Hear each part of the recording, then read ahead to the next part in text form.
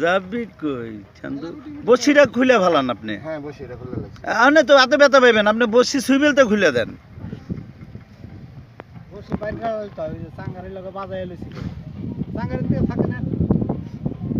মাছ তো আর যাইতো না।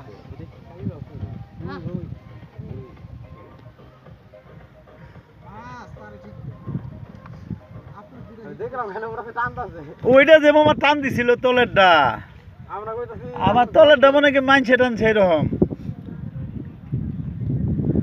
রুটি লিয়ে আহেন কাম করে দিই। আমরা যে বহুত কোন ধরে এটা খেলতাছে গ্যাপ করে মানে গ্যাপ তল করতে মারছি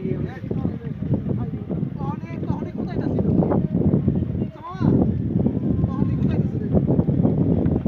বসিটা সুইবেল তো খুলে দেন, বাস হয়ে গেল।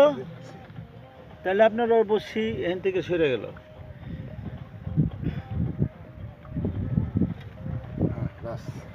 বাস এই ঝামেলা ক্লিয়ার। আপনি আইডিয়া লয়ে যান, নেট লয়ে যান, উপরে কোন জায়গায় নিবেন না নেট লয়ে যান গা। হ্যাঁ এই বই ওইটা বিটা বইরা লা নেট লয় কেন দাও নাকি বলতে মত আমি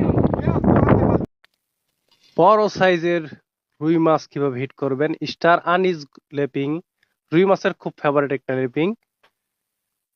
প্রথমে 4 কাটায় ডিম রুটির টোপ গাঁথা হচ্ছে, এর উপর 4 কাটার একত্রে করে প্রোটেকশন দেওয়া হচ্ছে রুটির। এখন ডিমের উপর গড়ানো হচ্ছে টোপটি।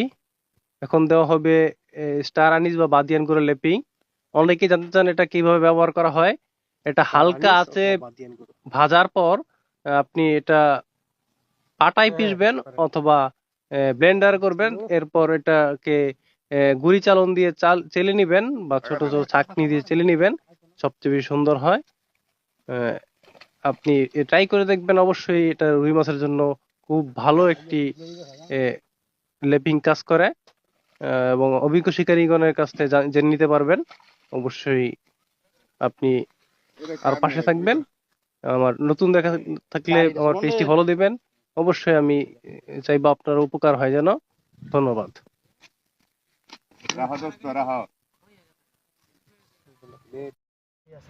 এরকম ওই ছবিটা তুলেন তো এই মাছটা